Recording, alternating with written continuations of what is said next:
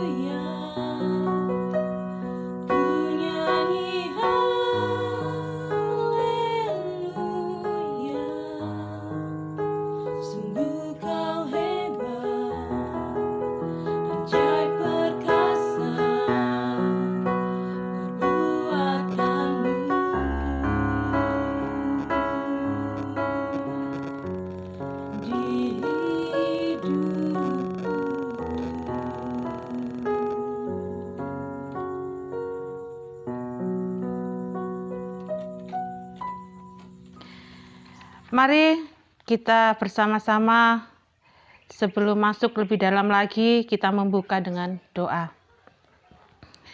Kami mengucap syukur Tuhan karena pada sore hari ini kami boleh bersama-sama masuk di dalam persekutuan dengan Tuhan. Kami rindu untuk mengenal Engkau. Kami rindu lebih dalam lagi Tuhan untuk mengerti dan mengenal firman-Mu. Tuhan, kami menyerahkan dari awal hingga akhir ibadah kami, hanya di dalam nama Tuhan kami Yesus Kristus. Engkau yang mengawali dan menyertai Tuhan. Terpujilah nama-Mu, Allah kekal selama-lamanya. Amin. Bapak Ibu, mari kita membaca firman Tuhan yang diambil dari Kejadian 27 ayat 18 sampai 29. Kita akan membacanya dari ayat 18, Kejadian 27 ayat 18 sampai 29, demikian firman Tuhan. Demikianlah Yakub masuk ke tempat ayahnya serta berkata, "Bapa," saut ayahnya, "Ya anakku, siapakah engkau?" Kata Yakub kepada ayahnya, "Akulah Esau, anak sulungmu. Telah kulakukan seperti yang Bapa katakan kepadaku. Bangunlah, duduklah, dan makanlah daging buruan masakanku ini agar Bapa memberkati aku." Lalu Ishak berkata kepada anaknya itu, "Lekas juga engkau mendapatkannya, anakku." Jawabnya, "Karena Tuhan Allahmu membuat aku mencapai tujuanku." Lalu kata Ishak kepada Yakub, "Datanglah mendekat, anakku, supaya aku meraba engkau, apakah engkau ini anakku Esau atau bukan." Maka Yakub mendekati Ishak. Saya ulangi lagi. Maka Yakub mendekati Ishak ayahnya, dan ayahnya itu merabanya serta berkata, "Kalau suara Yakub, kalau tangan Esau." Jadi Ishak tidak mengenal dia, karena tangannya berbulu seperti tangan Esau, kakaknya.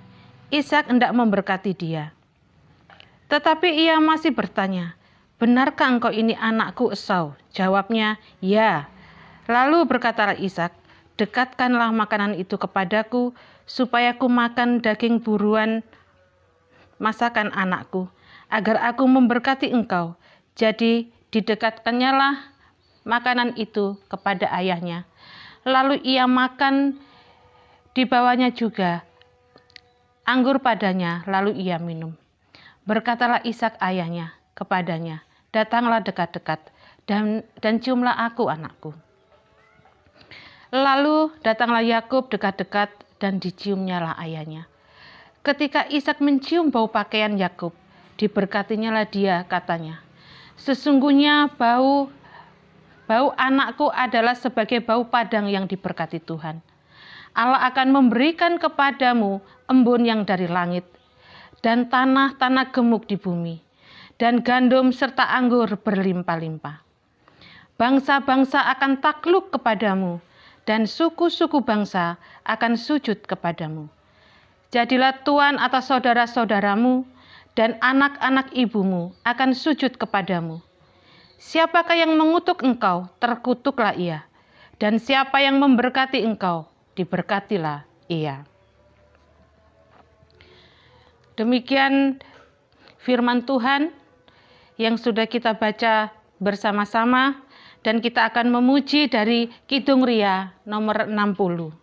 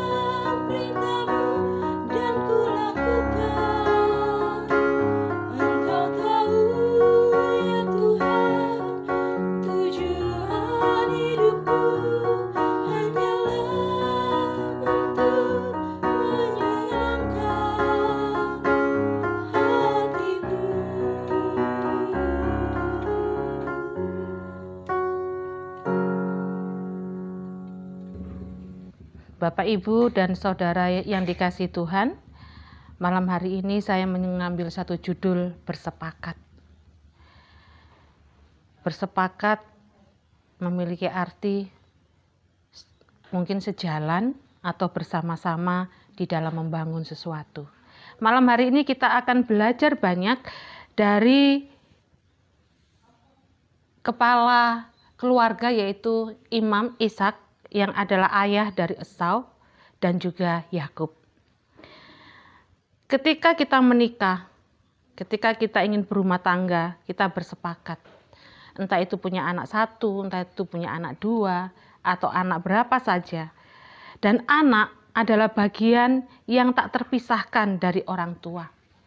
Dalam mendidik, menasehati, membimbing, membentuk karakter anak adalah tanggung jawab dari orang tua.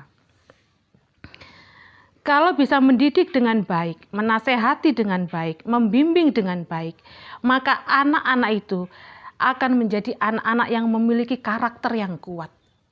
Mereka tidak mudah putus asa, mereka tidak mudah tergoyahkan, sehingga mereka menjadi anak-anak yang tangguh ketika menghadapi segala tantangan. Ketika mereka keluar, mereka juga siap untuk menghadapi segala sesuatu. Sering saya mendengar banyak orang tua mengatakan bahwa anak itu seperti kertas putih.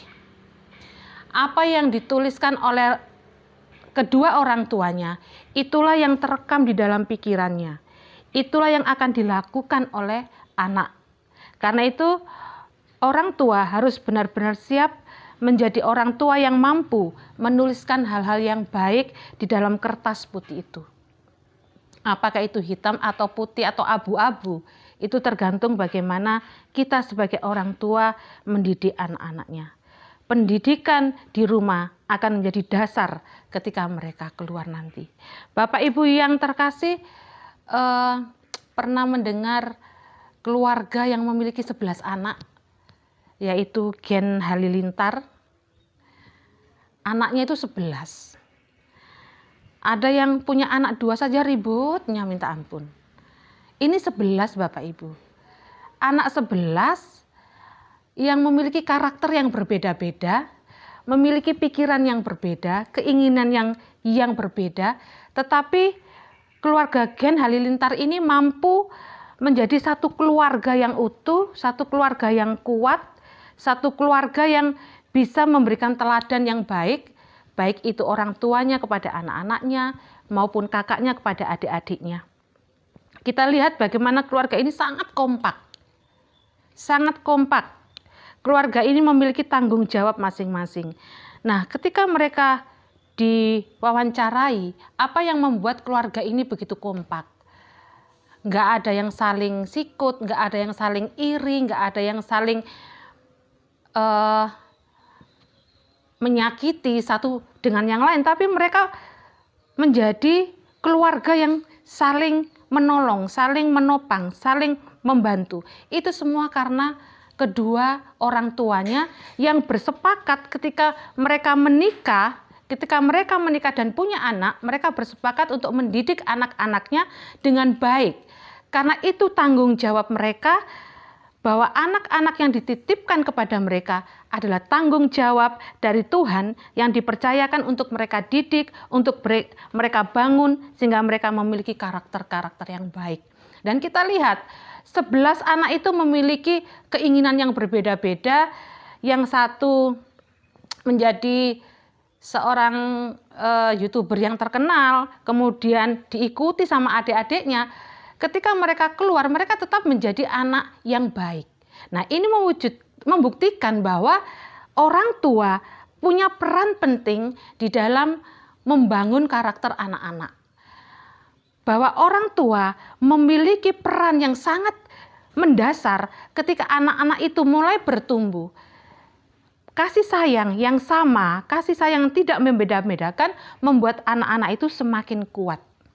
Nah, kuncinya adalah mereka memiliki disiplin yang tinggi. Disiplin yang tinggi inilah yang membuat mereka memahami bahwa orang tuanya menginginkan mereka hidup lebih baik. Disiplin membuat karakter dan membangun karakter anak-anak itu jauh lebih baik. Bisa dibayangkan kalau anak-anak itu sembarangan, nggak didik dengan baik, tidak diatur dengan baik, maka mereka akan menjadi anak-anak yang gampangan, anak-anak yang sembarangan. Jadi kalau mereka di mana saja, mereka bisa berbuat semaunya. Tapi disiplin adalah kunci yang membawa anak-anak Gen Halilintar ini menjadi anak-anak yang tangguh dan kuat. Dan mereka memiliki sopan santun, mereka juga sangat taat di dalam beribadah. Ini menunjukkan bahwa orang tuanya adalah orang tua yang hebat.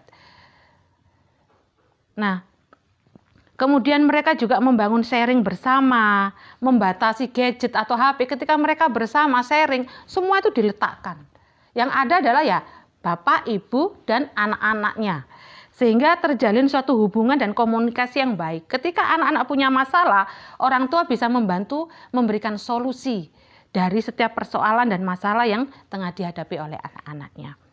Kemudian mereka juga mengajarkan tentang ketaatan kepada Tuhan. Tuhan itu nomor satu. Meskipun kamu kaya, kamu jadi orang terkenal, tapi kalau Tuhan di belakangmu, itu bukan apa-apa. Tapi ketika mereka sudah terkenal, mereka tetap menjalankan ibadahnya dengan baik. Kenapa? Karena orang tuanya memberikan contoh bahwa orang tua itu harus bisa memberikan teladan yang baik. Jadi orang tua tidak bisa dipisahkan dari anak-anak. Ketika kita punya anak, ada satu tanggung jawab yang besar adalah membawa mereka hidup benar di hadapan Tuhan. Tetapi ini berbanding terbalik dengan Ribka yang mendidik anaknya menjadi pembohong. Bapak Ibu, kalau kita baca di Kejadian pasal sebelumnya, bagaimana ketika ayahnya ingin memberkati Esau, dia mendengar dan dia punya rencana, saya akan menjadikan si Yakub ini menjadi milik pusaka keluarga. Padahal hak kesulungan itu adalah milik anak tertua, anak sulung. Jadi anak sulunglah yang bertanggung jawab kelak kepada keluarga dan saudara-saudaranya. Nah, di sini kita bisa melihat bagaimana seharusnya keluarga itu bersepakat, tetapi ini berbeda. Si Ribka ini mengajak Yakub untuk berbohong kepada bapaknya mengaku Esau. Tapi saya takut kalau kita membaca Bapak Ibu dari ayat-ayat sebelumnya, kita bisa melihat bahwa sebenarnya Yakub itu takut. Tetapi karena didesak terus oleh ibunya, maka dia melakukan hal itu. Meskipun dia tahu kalau itu berbohong dan menipu si Ishak ayahnya. Dia katakan begini, lalu kata Yakub kepada Ribka, tetapi Esau kakakku adalah seorang yang berbulu badannya, sedang aku ini kulit-kulit jin. Mungkin ayahku akan meraba aku, maka nanti ia akan menyangka bahwa aku mau memperolok-olokkan dia. Dengan demikian aku akan mendatangkan kutuk atas diriku dan bukan berkat. Tetapi ibunya si Ribka mengatakan, akulah yang menanggung kutuk itu anakku. Dengarkan saja perkataanku, pergilah ambil kambing-kambing itu. Bisa kita lihat bahwa si Ribka ini mengajari anaknya untuk menjadi penipu dan pembohong. Nah, ini berbanding terbalik dengan Gen Halilintar dan istrinya. Mereka berdua bersepakat untuk menipu ayahnya, tetapi mereka bersepakat untuk menjadikan anak-anaknya anak-anak yang hebat dan luar biasa. Bapak Ibu, mari kita melihat bagaimana akhirnya si Yakub menipu ayahnya. Dia datang kepada ayahnya, dia mengaku bahwa aku adalah Esau. Saya adalah anak ayah yang sulung. Ayahnya ini dia tidak bisa melihat dengan jelas. Namun dia hanya bisa meraba. Kalau dia berbulu berarti itu Esau. Tapi kenapa suaranya suara Yakub? Kok bukan suaranya Esau? Bulunya Esau. Nah, ini yang dimanfaatkan oleh Yakub dan Ribka. Ketidakkemampuannya melihat itulah yang dimanfaatkan sehingga mereka menipu dan berbohong. Akhirnya apa yang terjadi? Yakub menerima berkat yang seharusnya adalah milik Esau, yang harusnya milik anak sulung, tetapi dia yang menerimanya. Dengan hasil apa? Menipu dan membohongi ayahnya. Mereka bersepakat untuk melakukan kejahatan. Padahal kalau kita baca pasal-pasal sebelumnya, sudah dinubuatkan bahwa Yakublah nanti yang akan menerima berkat itu, yang akan menjadi pemimpin bagi bangsanya. Namun karena ketakutan, padahal mereka adalah anak dari satu ibu, satu ayah, satu kandungan, dilahirkan bersama-sama karena mereka kan kembar, dilahirkan bersama-sama. Tetapi Kalau saya baca urut-urut, saya tidak tahu kenapa Ribka begitu tidak menyukai Esau. Ataukah karena dia berbulu, ataukah karena bapaknya itu terlalu mengasihi dia sehingga dia cemburu. Nah, kemungkinan karena cemburu inilah sehingga mereka bersepakat untuk membohongi bapaknya Ishak.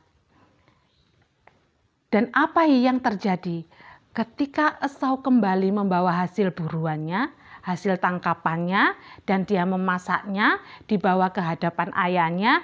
Dia mengatakan, "Ayah, ini aku anakmu Esau sudah membawa makanan yang kau sukai." Ayahnya kaget.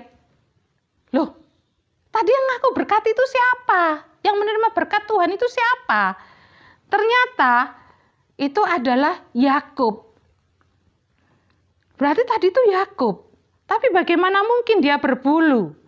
Nah, karena dia buta dan dimanfaatkan kebutaannya itu sehingga dia mudah ditipu. Nah, ini Bapak Ibu yang mengingatkan kita bahwa persepakatan yang jahat ini akhirnya menimbulkan sakit hati yang luar biasa. Esau begitu marah. Dia bilang, "Bapak berkati aku, berkatmu yang lain ada enggak Bapak?" "Sudah enggak ada nak, sudah habis. Karena berkat itu sudah aku berikan kepada adikmu Yakub." Nah, di sini timbul sakit hati, di sini akhirnya dia menjadi seorang laki-laki pendendam, dia ingin membunuh anaknya, dia ingin membunuh saudaranya, dan si Ribka tahu bahwa Esau marah dan akan membunuh anaknya. Sekali lagi dia menyelamatkan Yakub. Yakub ini 2 kali sudah menipu Esau. Yang pertama, hak kesulungannya dicuri, dibeli dengan apa? Kacang merah dan roti. Nah, sekarang berkat itu dicuri kembali.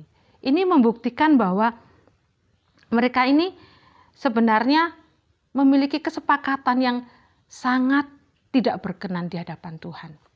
Sehingga Esau akhirnya lari. Dan apa yang terjadi? Permusuhan dengan saudara itu akhirnya timbul niat hati Esau untuk membunuh Yakub. Menjadi orang tua itu katanya tidak mudah. Apalagi membangun karakter anak-anak yang berbeda. Itu membutuhkan kerendahan hati, kasih yang luar biasa, dan tidak membeda-bedakan. Kalau sudah membeda-bedakan akan terjadi seperti Esau. Yang lain karena kakaknya pinter, kakaknya cerdas, kemudian kamu itu enggak seperti kakakmu, kamu itu kok lemah dalam pelajaran, kakakmu selalu mendapatkan. Setiap anak punya kemampuan masing-masing dalam bidang masing-masing. Jadi mari Bapak Ibu sebagai orang tua, kita menghormati apapun itu keputusan anak. Tugas kita adalah membimbing mereka, mengarahkan mereka, dan membangun karakter yang baik, sehingga mereka akan menjadi anak-anak yang tangguh, anak-anak yang kuat, dan mampu menghadapi segala tantangan ketika mereka keluar rumah. Dan mereka tidak menjadi anak yang manja. Mereka tidak menjadi anak yang selalu tergantung pada orang tuanya. Tapi mereka menjadi anak-anak yang mandiri. Membangun anak-anak dengan disiplin tinggi, membangun kebersamaan, sharing ketika anak-anak butuh satu solusi, kita juga harus terbuka. Kita harus mau membantu anak-anak ketika anak-anak itu mengalami masalah. Orang tua harus bersepakat di dalam membimbing, tidak memanjakan, tetapi membawa mereka menjadi anak-anak yang mandiri. Nah, jangan sampai timbul kebencian atau permusuhan karena si kakak lebih disayang, si adik tidak dianggap, atau mungkin adiknya itu lemah sehingga perhatiannya lebih sama adiknya. Nah, jangan sampai ini terjadi. Meskipun adiknya sedang mengalami sakit atau kelemahan, mungkin dia punya kekurangan atau apa, perlakukan mereka sama.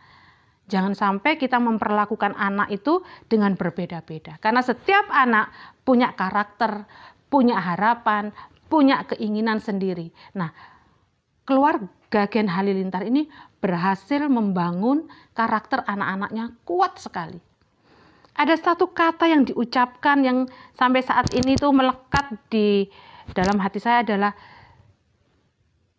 bapak dan ibunya mengatakan, "Saya tidak takut kepada manusia, tapi saya lebih takut kepada Tuhan." Saya lebih takut kalau Tuhan marah. Saya lebih takut kalau Tuhan murka sama saya. Karena saya dititipi anak 11, bukan tanggung jawab yang mudah. Nanti kalau saya kembali kepada Tuhan, saya akan mempertanggungjawabkan apa yang sudah Tuhan percayakan kepada saya. Saya belajar dari kata-kata ini membawa saya bahwa iya, orang tua itu harus memiliki kesepakatan. Apalagi sebelum mereka masuk dalam satu pernikahan, mereka harus sepakat mau dibawa kemana keluarga ini, sehingga kelak keluarga ini akan sangat kuat. Dan terlebih lagi bahwa Tuhan itu harus menjadi yang utama dan terutama di dalam membangun keluarga. Bapak Ibu, jangan sampai kita melukai hati anak-anak. Seperti Efesus 6 ayat 4 mengatakan, dan kamu bapak-bapak, janganlah bangkitkan amarah di dalam hati anak-anakmu, tetapi didiklah mereka di dalam ajaran dan nasihat Tuhan. Jangan pernah memberi label yang negatif kepada banyak anak. Anak-anak itu jangan diberikan label yang buruk. Jangan menyakiti hati anak-anakmu, jangan bangkitkan amarah mereka, karena mereka juga punya hak untuk dikasihi. Jadi tanggung jawab imam itu lebih sulit. Imam itu harus membangun karakter anak yang kuat. Bapak-bapak atau ibu-ibu jangan pernah melontarkan kata kutuk, jangan pernah melontarkan kata-kata yang bisa membangkitkan amarah dan sakit hati anak. Dan kalau anak-anak itu sudah sakit hati, mereka bisa menjadi anak-anak yang sangat bisa menyakiti orang tuanya, bisa membunuh orang tuanya. Ini sudah terjadi di mana-mana karena dia kecewa sama orang tuanya, karena minta uang tidak dikasih, kata-kata kutuk yang keluar ini sangat berbahaya. Jangan melukai hati anak, jangan bangkitkan marah anak-anak, karena anak-anak adalah tanggung jawab yang Tuhan percayakan. Bapak Ibu, bersepakat di dalam membangun keluarga, bersepakat di dalam mendidik anak-anak adalah tanggung jawab kita semua sebagai orang tua. Sudahkah kita menjadi orang tua yang baik? Sudahkah kita menjadi orang tua yang bisa membimbing mereka lebih mengenal Tuhan? Sudahkah kita mewarnai hidup mereka dengan warna-warni yang membuat mereka selalu tersenyum? Mari kita belajar dari keluarga ini. Dan mari kita juga belajar dari Ribka dan Ishak. Bagaimana mereka belum mampu menjadi orang tua yang baik, tetapi mereka sungguh-sungguh keluarga yang bisa membuat anak terluka. Mari kita menjadi orang tua yang mampu membawa anak-anak hidup di dalam kasih dan anugerah Tuhan.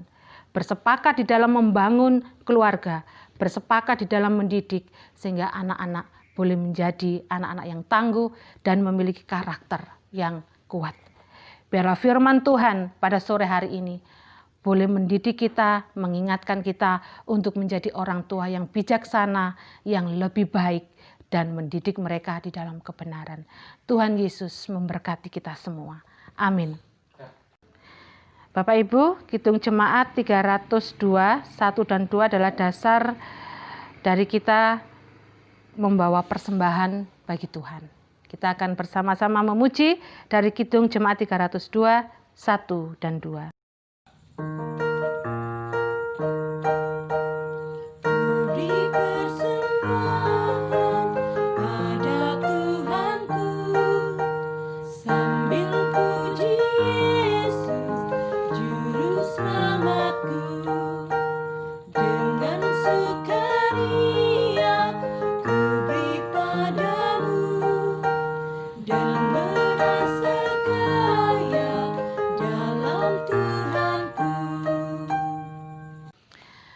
Bapak Ibu, mari kita akan bersama-sama berdoa syafaat. Mari kita berdoa. Segala puji dan syukur Tuhan kami naikkan kepadamu. Engkau Allah yang baik, Engkau Allah yang luar biasa di dalam setiap rumah tangga. Terima kasih Engkau telah mempercayakan orang tua yang mampu membimbing, mampu membangun, mampu memberikan teladan yang baik buat anak-anaknya. Kami menyerahkan Tuhan, semua orang tua yang ada di seluruh dunia. Biarlah mereka boleh menjadi orang tua yang bijaksana. Menjadi orang tua yang mampu membawa anak-anak hidup di dalam berkat-berkat Tuhan. Berkati Tuhan sebagai orang tua, sebagai imam, sebagai ibu, mampu memberikan teladan yang baik. Mampu memberikan contoh yang baik, sehingga anak-anak pun hidup di dalam kebaikan. Mampu memberikan suri tauladan di dalam keimanan, di dalam kepercayaan mereka kepada Allahnya, sehingga anak-anak pun juga memiliki iman dan kepercayaan kepada Allah yang kami sembah di dalam Yesus Kristus. Berkati Tuhan para anak-anak juga di dalam bimbingan orang tua. Kiranya Engkau juga turut campur tangan sehingga anak-anak boleh menjadi anak-anak yang takut akan Tuhan, menghormati orang tua dan mengasihi orang tuanya. Kami menyerahkan Tuhan setiap rumah tangga anak-anak Tuhan hanya ke dalam tangan-Mu. Terima kasih Bapa. Dan saat ini kami juga berdoa untuk saudara-saudara kami yang sakit. Kami teringat Bapak Supoyo, Ibu Supoyo yang tergeletak karena sakit. Tuhan, kami menyerahkan ke dalam tangan-Mu. Kami percaya bahwa ketika kami meminta di dalam nama Tuhan Yesus, ketika kami menyerahkan semuanya ke dalam tangan-Mu, maka kami percaya kesembuhan itu terjadi. Kami menyerahkan Bapak Supoyo ke dalam tangan-Mu, Ibu Supoyo dan ibu-ibu yang lain yang mungkin saat ini sedang mengalami sakit penyakit Tuhan. Kiranya Engkau melawat satu persatu. Ada di dalam pergumulan yang berat Tuhan, Kau juga hadir Tuhan di tengah-tengah mereka. Sehingga mereka boleh menjadi keluarga yang kuat, keluarga yang tangguh, dan keluarga yang selalu mengandalkan Tuhan di dalam setiap persoalan dan pergumulan hidup mereka. Tuhan, saya juga menyerahkan bangsa dan negara kami ke dalam tangan-Mu. Engkau tahu Tuhan bagaimana saat ini bangsa kami sedang menghadapi masalah yang besar. Tapi kami percaya Tuhan, Engkau izinkan semua ini terjadi. Engkau mengajarkan dan mengingatkan kami kembali para manusia untuk kembali kepada Tuhan. Bahwa tanpa Tuhan kami bukan apa-apa. Karena itu kami menyerahkan bangsa ini ke dalam tangan-Mu. Dengan berbagai macam persoalannya, dengan berbagai macam kegaduhannya, kami serahkan ke dalam tangan-Mu. Kiranya berkat Tuhan tercurah atas negeri kami tercinta, atas pemimpin-pemimpin bangsa kami. Kami menyerahkan mereka ke dalam tangan-Mu. Terima kasih Bapa. Kami Tuhan juga menyerahkan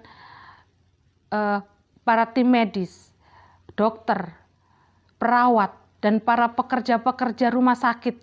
Tuhan, saat ini mereka tengah berjuang dengan keras untuk membawa kesembuhan dan pemulihan, sehingga yang sakit Tuhan boleh mengalami kesembuhan. Di tengah-tengah perjuangan lelah, capek, dan putus asa, itu pasti Tuhan. Tetapi biarlah Allah sendiri memberikan kekuatan, sehingga saudara-saudara kami dari tim medis ini mampu dengan penuh kasih sayang melayani dengan kasih, sehingga yang sakit boleh mengalami pemulihan secara cepat. Saya percaya bahwa sakit ini akan berlalu Tuhan. Dan saya percaya semuanya ini Tuhan akan hilang dengan cara-cara-Mu. Terima kasih Tuhan. Kami juga berdoa untuk, saya juga berdoa Tuhan untuk anak-anak. Berkati mereka. Mereka di rumah. Dan tentu mereka juga bosan dan rindu Tuhan untuk bertemu dengan teman-temannya. Biarlah Tuhan juga memelihara mereka. Sehingga anak-anak tetap bersuka cita, walaupun mereka di rumah saja, mereka tetap bersuka cita dan selalu memuji Tuhan. Terima kasih Bapa. Banyak yang ingin kami naikkan doa kami ke dalam tangan-Mu. Biarlah Tuhan senantiasa memberkati kami semua. Berdoa untuk Bapak Teguh Tuhan yang menjadi gembala kami. Engkau tahu Tuhan, banyak hal yang saat ini Tuhan dilakukan oleh beliau. Biarlah Tuhan memberkati, boleh membangun jemaat ini, boleh membangun gereja GKJW, terutama kami semua jemaat-jemaatnya, boleh mendukung dalam pelayanannya. Berikan hikmat, kuasa dan wibawa-Mu, sehingga beliau mampu menjadi gembala kami yang membawa jemaatnya hidup di dalam kebenaran dan takut akan Tuhan. Dan kami para majelis boleh bersepakat dengan beliau di dalam membangun pelayanan kami. Terima kasih Bapa. Kami menyerahkan seluruh doa dan harapan kami hanya ke dalam tangan-Mu. Persekutuan kami yang kecil ini juga kami serahkan kepadamu. Biarlah kami boleh bertumbuh di dalam iman pengharapan kami hanya kepada Tuhan. Terpujilah Engkau Tuhan Allah kekal sampai selama-lamanya. Amin. Bapak Ibu, mari kita menutup ibadah kita dengan memuji dari Kidung Jemaat 415 ayat 1 saja.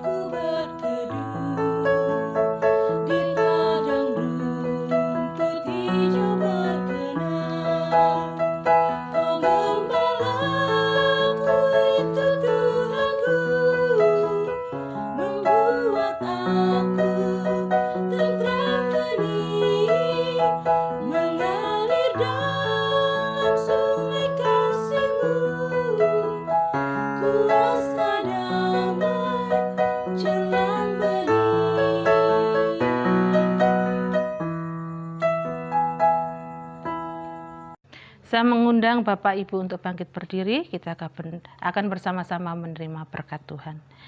Kiranya kasih dan damai dari Allah Bapa, Tuhan Yesus Kristus, dan persekutuannya Roh Kudus senantiasa diam di dalam setiap rumah tangga. Haleluya, amin.